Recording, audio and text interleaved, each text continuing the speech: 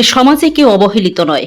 নিজেদের স্বার্থ চরিতার্থ করার জন্য যারা অহরহ সমাজকে কলঙ্কিত করে যাচ্ছে, যারা নিজেদের লালসায় লালায়িত হয়ে দিনের আলোতে অথবা রাতের আধারে নিষ্পাপ কুড়িগুলিকে ছিন্ন বিচ্ছিন্ন করে দিয়ে বীরত্ব জাহির করতে চাইছেন, তাদের মুখে ঝামা ঘষে দিল একাংশ সমাজসেবীরা।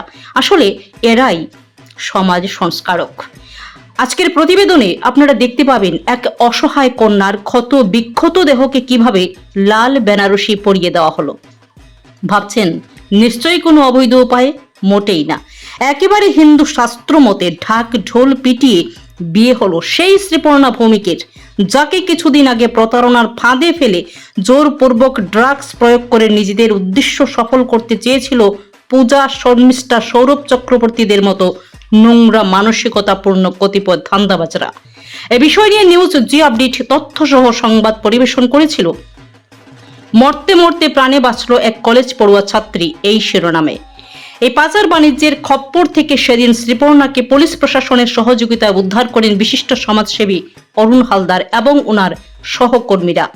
আজ সেই শ্রীপর্ণা ভৌমিককে সামাজিক মর্যাদা দিলেন অরুণ হালদার এবং ওনার সংগঠনের কর্মীরা।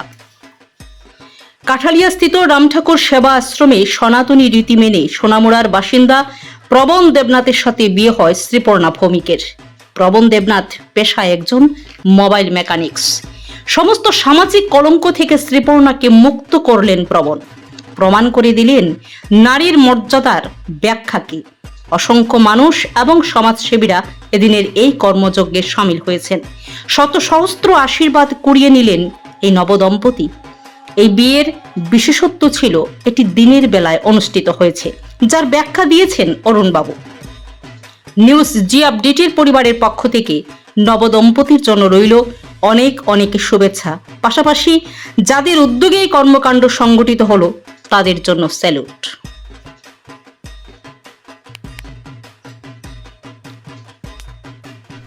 আজকে যে আমাদের রামঠাকুর আশ্রমে যে একটা বিবাহ বন্ধন অনুষ্ঠিত হয়েছে, সেই বিবাহ বন্ধন সম্পর্কে আপনাদের মতামত আমরা জানতে চাই। আজকে যিনি বর শ্রীযুক্ত প্রবণ দেবনাথ এবং পাত্রী রয়েছে শ্রীমতী শ্রীপর্ণা ভৌমিক, অত্যন্ত সজ্জন এবং ভদ্র। এই দুজনের যে আজকে রামঠাকুর সেবা মন্দির তথা কাঠালিয়াস্থিত এখানে বিবাহ বন্ধন চলছে।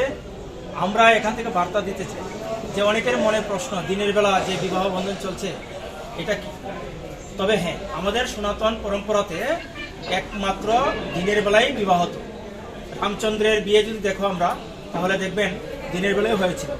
আমাদের প্রাচীন যুগে সনাতন সংস্কৃতির মধ্যে সূর্য উদয় এবং সূর্য অস্তের মাঝখানেই শুভ কাজগুলি সম্পন্ন হতো। ঠিক আমাদের প্রাচীনতম নিয়ম পদ্ধতিকে গুরুত্ব দিয়ে আমাদের আজকের এই বিবাহ বন্ধন। এইখানে থেকে আমরা বার্তা দিতে চাই যে সমাজে কেউ অবহেলিত নয়, প্রত্যেকেই বেঁচে থাকার অধিকার রয়েছে। একজনের বেঁচে থাকার জন্য সমস্ত প্রকার সহযোগিতার হাত বাড়িয়ে দেওয়া একটা মানুষের কর্তব্য। এই বলেই আমি আজকের এই বিবাহ বন্ধন থেকে এতটুকুই বার্তা দিতে চাই সমস্ত হিন্দু সমাজকে, যে আপনারা সজাগ হন, সচেতন হন, আপনারা আমাদের ধর্ম কৃষ্টি সংস্কৃতির প্রতি আপনারা গুরুত্ব দিন।